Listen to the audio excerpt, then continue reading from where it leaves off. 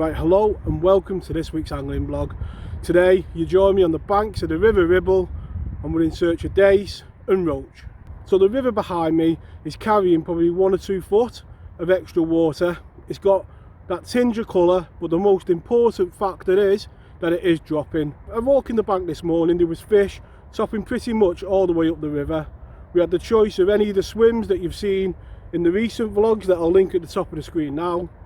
But today I've decided to set up in a swim that I've never fished before. As you can see on screen now, the first thing I did when I arrived on the bank was mix the ground bait.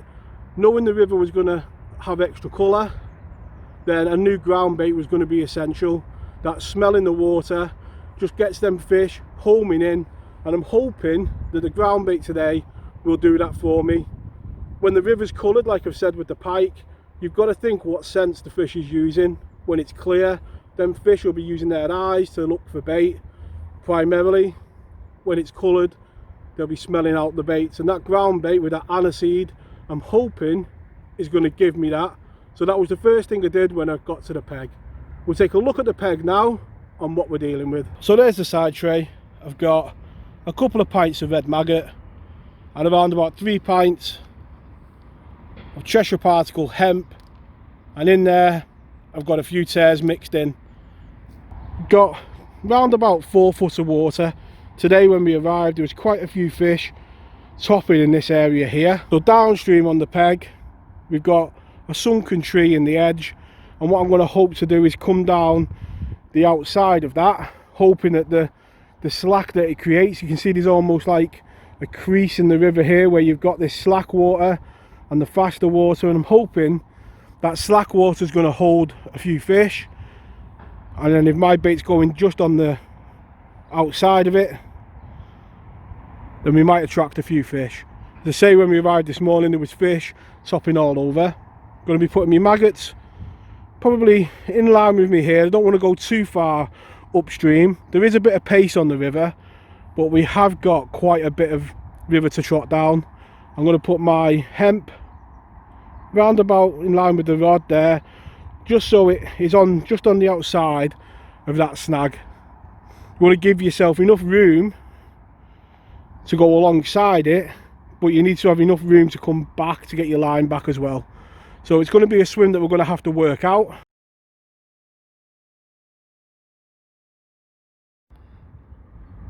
And there we go, 3 compact balls loaded with that Cheshire particle hemp, ready to go into the swim.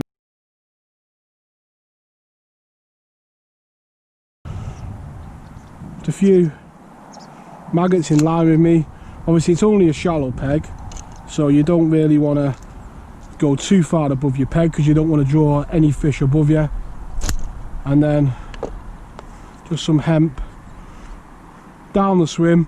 They say it's quite a fast peg today, so you would imagine that hemp and that tares, although heavy, will go down the river. And feeding them 3 big balls of ground bait, you're just judging now really what's in front of you. And on these early casts you're just trying to really work the peg out, how it's flowing and where the float's going. And the limit on this peg of how far you can go down before you catch that snag on the inside. So just hooked into the first fish of the day. It's taken probably, I don't know, maybe 10 minutes of feeding the swim and just gently trotting down. Very different than recent sessions on here where we've gone straight in and you know we've got a bite straight away. But that could just be down to the conditions that we're fishing today, with it having a bit extra water on it and a bit extra colour. But it does feel a good quality fish, and it looks like a small chub. That's an excellent start to the session. And there we go, as starts to the session go. It's a nice quality fish to start with, and a confidence one. It took a while to come, probably like I say 10-15 minutes to get the first bite, But like all fish, when you get the first one, you just get that bit of confidence that the, you know, fish will feed in that area. Probably 5 minutes and the float's buried again, and it does feel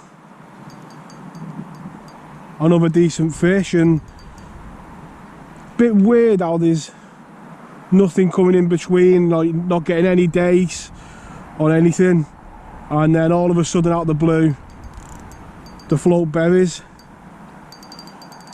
and it does feel like a quality fish. Sometimes on the river you can trot all day a bite of chuck and get 20 pound of fish, and sometimes you have days where you don't get as many but you end up with more weight. And it could be one of them days where we've just got to go steady, but that's a quality roach. That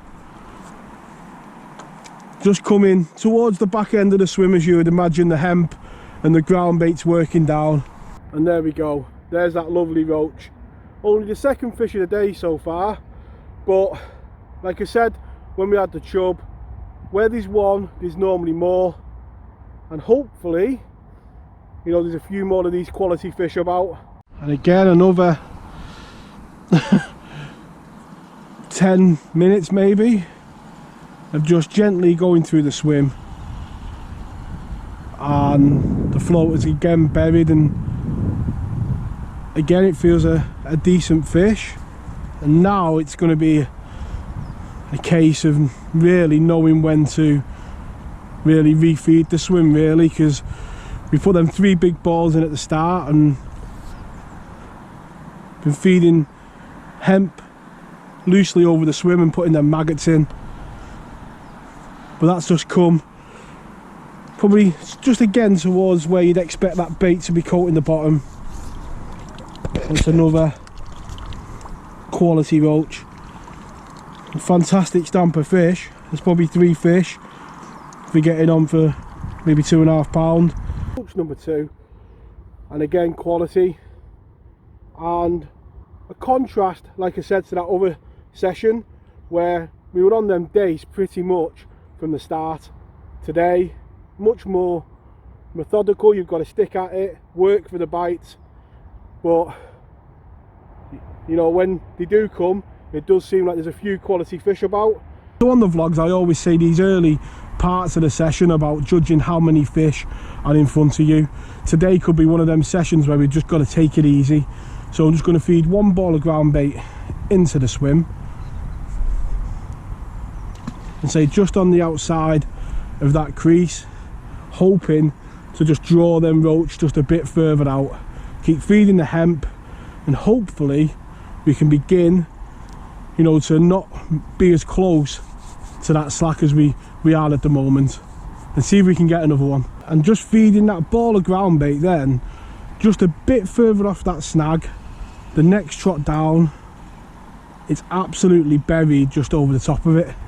If we can work it out so we can go down and miss that snag today, we could have a very good day's fishing. I don't like to jinx sessions, but the quality of the roach that we're getting, if we can get them regular, does bode well. And I always think when you can see that roach just under the surface that a pike's going to come up and nail it. That one, literally the next cast over that ground bait and it's buried, and you never know, I might even put the camera behind me. Sometimes when the days are slow, it's hard to get them shots of you striking into a fish, because you never really know when that float's going to bury. But if we start getting them regular like that, we could have a very good day. Let's not jinx it, let's get it straight back and get back in.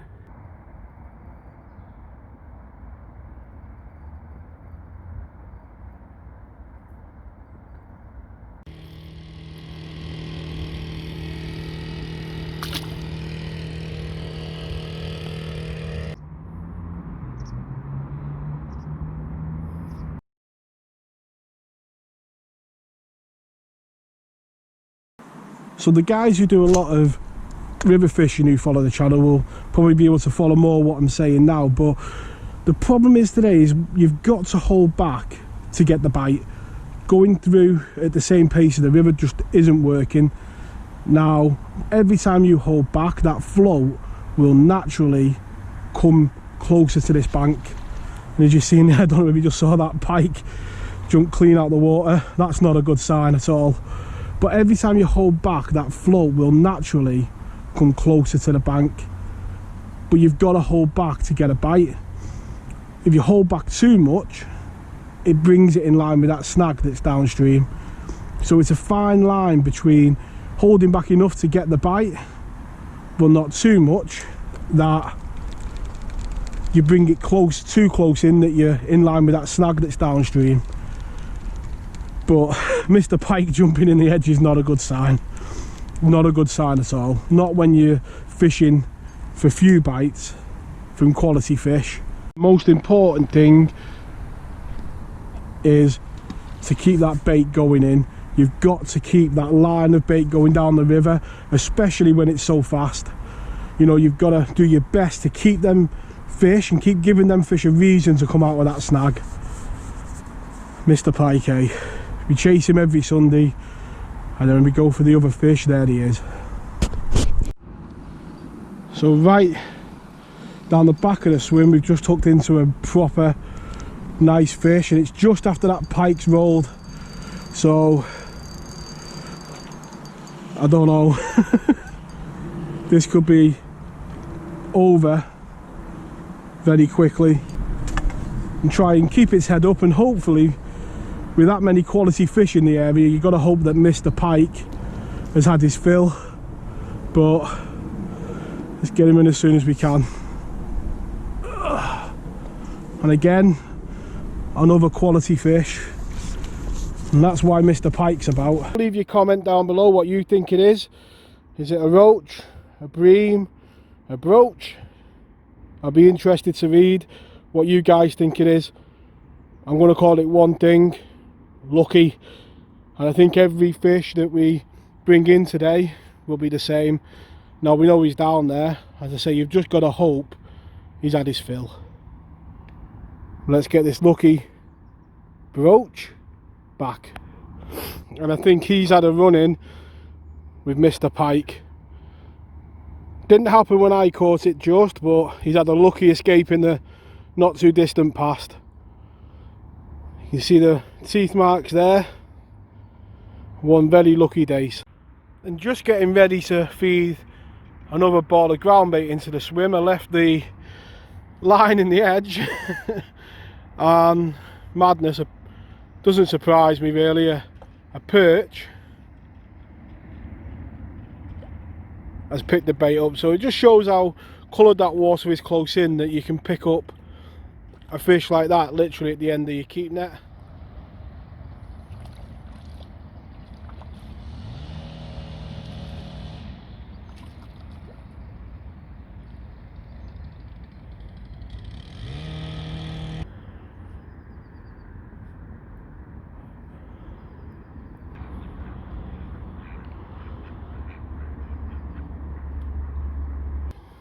And in the last hour, some of them more quality fish have shown. And what a lovely roach to end the session on. We started with one bigger than this, but we'll end it with this one. It's been an enjoyable day on the bank, and we'll take a look at that final net. So as you can see on screen now, as expected, there was plenty of quality in the final net. Not a load of fish, but quality with them. An enjoyable day and a good bend in the rod. Every fish that I caught put a good bend in the rod. But all in all, an enjoyable day on the bank. Like I've always said, the days where it's tough are the days that I enjoy. Some days where it's a bite of chuck with the dace and you're getting a dace every trot down on your hemp, they're enjoyable. But the days where it's a bit of a challenge, you know, are the ones I enjoy. If you've got any questions, feel free to drop one in the comments below and I'll do the best to answer. All that remains is to wish you all tight lines in your own fishing. I really appreciate all the support you show the channel and all the nice comments that people leave. It'd be great if you could like and subscribe, and I'll catch you all next week. Tight lines.